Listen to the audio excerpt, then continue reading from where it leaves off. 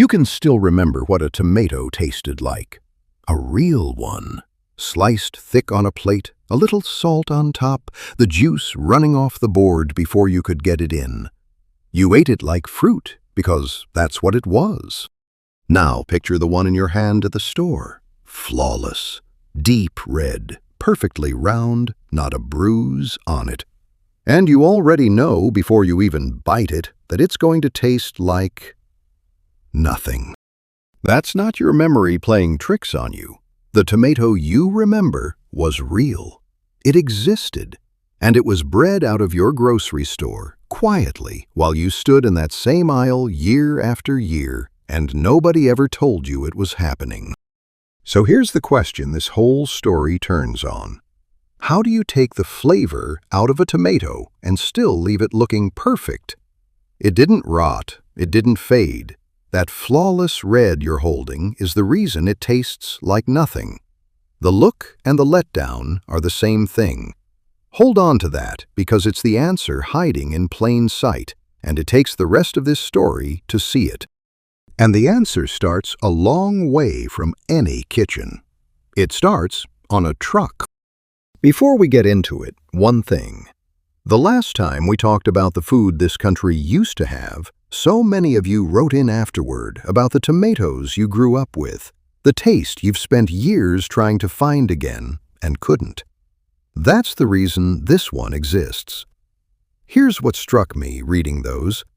It wasn't one generation.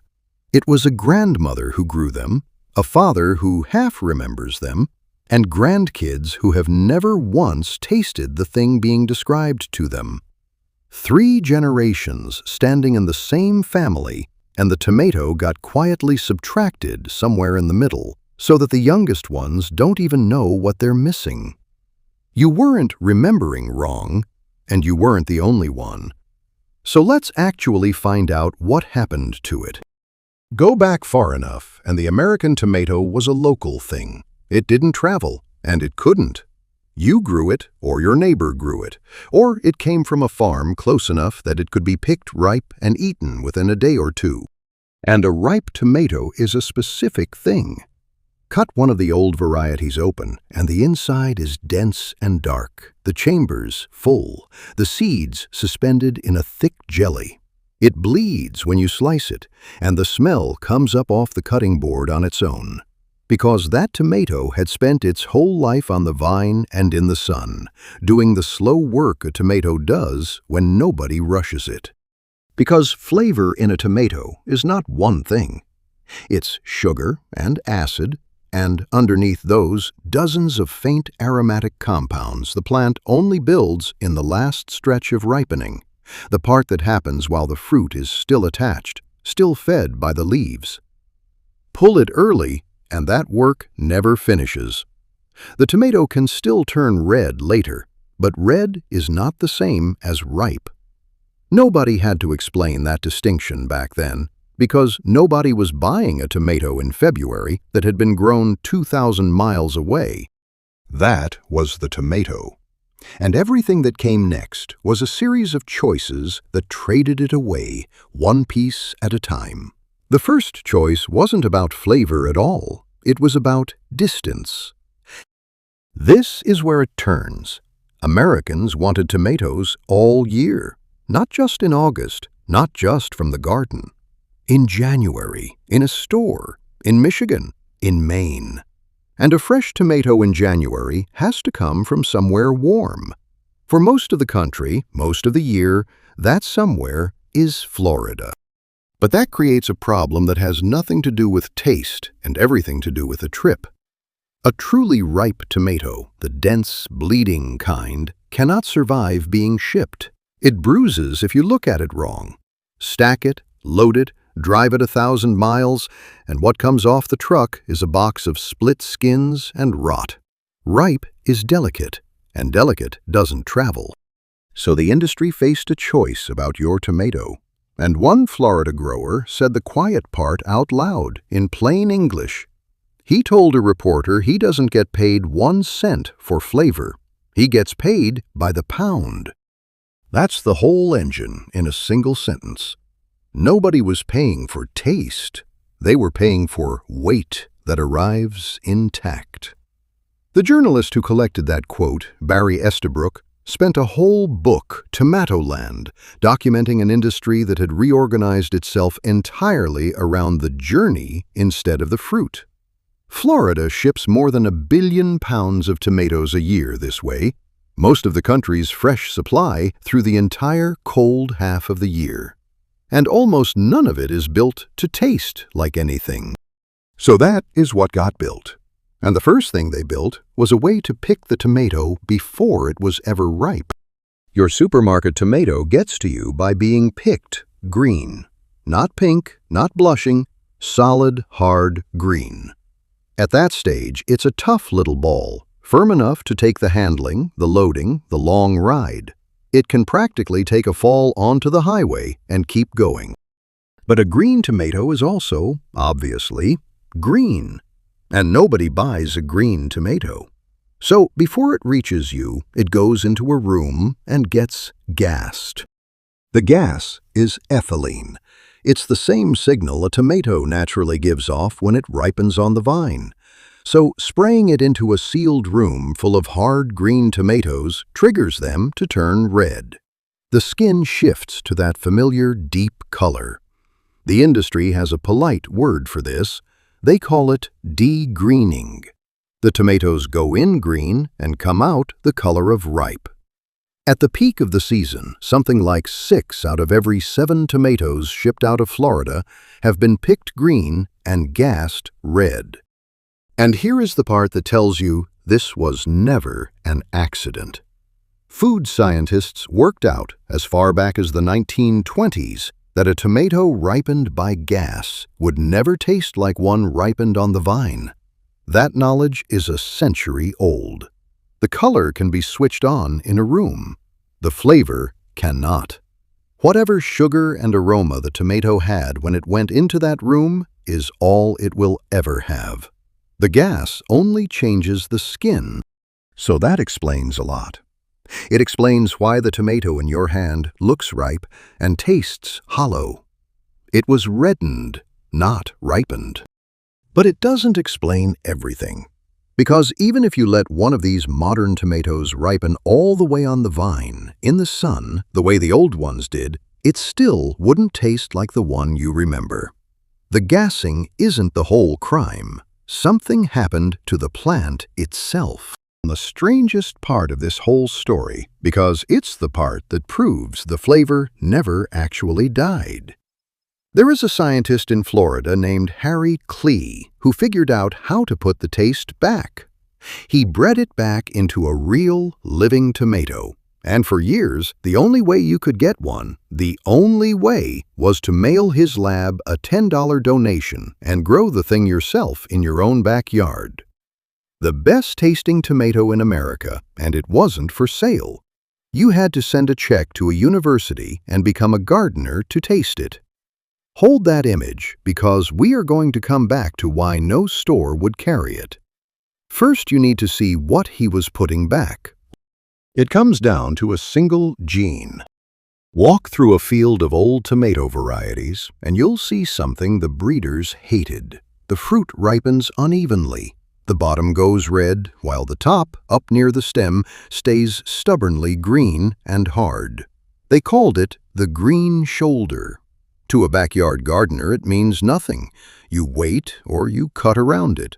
But to an industry harvesting by the millions and selling on looks, a green shoulder is a defect. It's ugly. It makes it hard to bring in a whole field at once.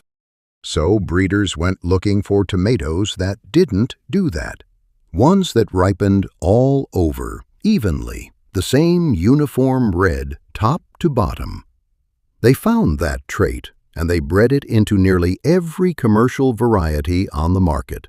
It even has a name, the uniform ripening trait. It's one of the reasons your supermarket tomato is that flawless, even red with no green anywhere on it. It was selected on purpose for exactly that look. For decades, nobody knew what that trait actually was. Until a team at the University of California, Davis published their answer in the journal Science in 2012.